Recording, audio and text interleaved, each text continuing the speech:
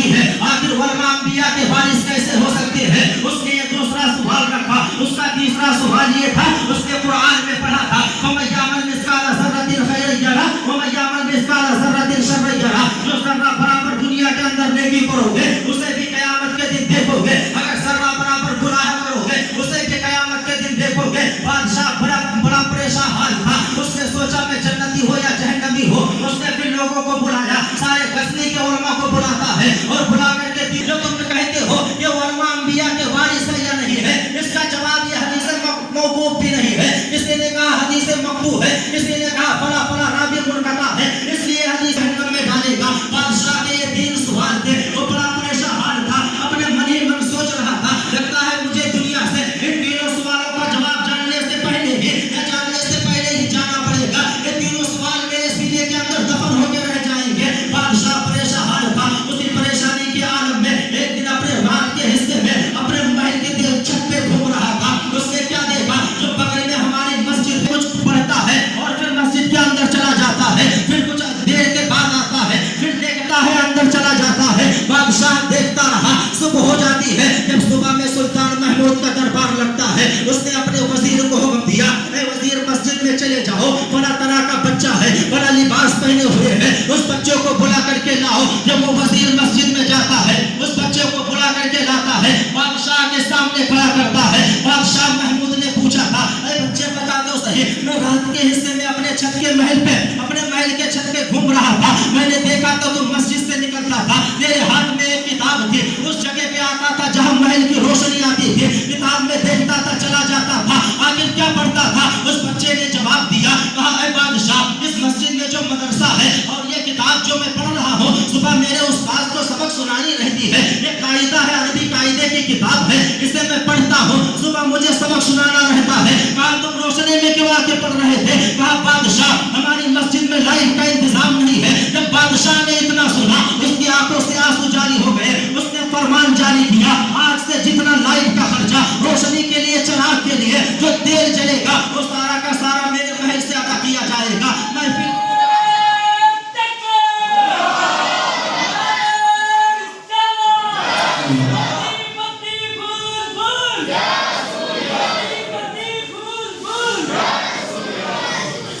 تو جب اس بادشاہ نے اتنا سنا کہ ہمارے بغل میں جو مسجد ہے وہاں پہ لائٹ کا انتظام نہیں ہے، اس بادشاہ نے وزیر سے کہا تیل جلانے کے لیے روشنی کے لیے جتنے تیل لگیں گے وہ سارا کا سارا محل سے ادا کیا جائے گا.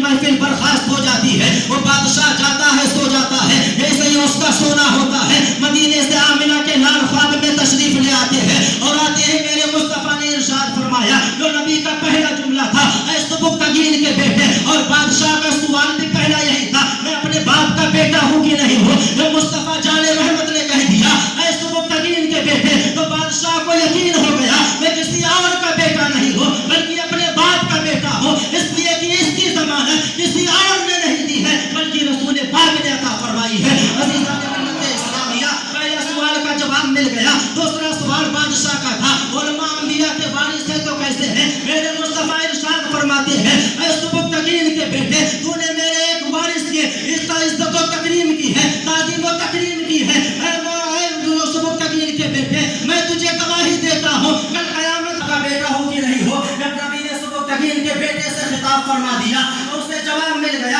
تو نے میرے ایک وارث کی تعظیم کی ہے. اسے یہ بھی جواب مل گیا کہ علماء ہی انبیاء کے وارث ہیں. اس کا تیسرا سوال یہ تھا میں جنتی ہوں یا جہنمی ہوں. جب نبی نے فرما دیا کل قیامت کا دن ہوگا اے بادشاہ گھبرا مت، کل قیامت کا دن ہوگا اور اگر صدیق ہوں گے سال لے کر وارث ہو سکتا ہے. عزیزان ملت اسلامیہ، میرے مصطفیٰ علیہ السلام ارشاد فرماتے ہیں حضرت عثمان سے حدیث پاک مروی ہے، نبی نے ارشاد فرمایا خیرکم من تعلم القرآن وعلمہ، تم میں سے بہترین انسان وہ ہے جو قرآن سیکھے اور سکھائے.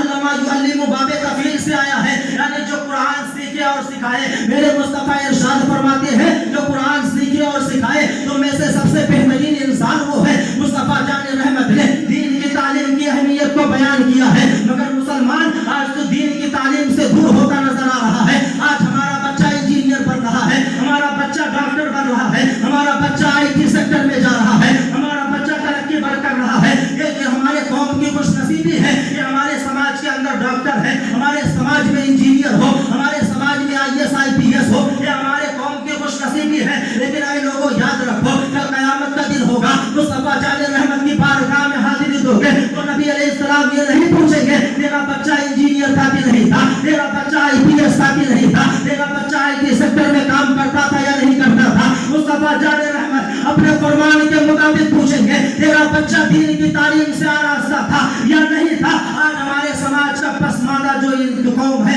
جو پسماندگی کا شکار ہے, انہی کے بچے مدرسے میں آتے ہیں. جو ترقی یافتہ لوگ ہیں وہ یہ سمجھتے ہیں مدرسے میں کیا ملے گا, مدرسے کے لوگوں نے آخر قوم کو دیا کیا ہے یار, مدرسے کے لوگوں نے قوم کو وہ دیا ہے جو آج تک دنیا کسی کو نہیں دے سکتی. عزیزان ملت اسلامیہ, مصطفیٰ جان رحمت ارشاد فرماتے ہیں کل قیامت کا دن ہوگا, سارے اعمال منقطع ہو جائیں گے, مگر اگر کسی کا بچہ نیک ہے, کسی نے اپنے بچے کو نیک تعلیم دی ہے, وہ بچہ عمل کرے گا دنیا میں, اس کا ثواب اسے ملے گا قبر میں. حضرت امام فخر الدین رازی علیہ الرحمہ تفسیر کبیر کے اندر ارشاد فرماتے ہیں, آپ فرماتے ہیں کہ حضرت عیسیٰ علیہ السلام کا گزر قبرستان سے ہوتا ہے. عیسیٰ علیہ السلام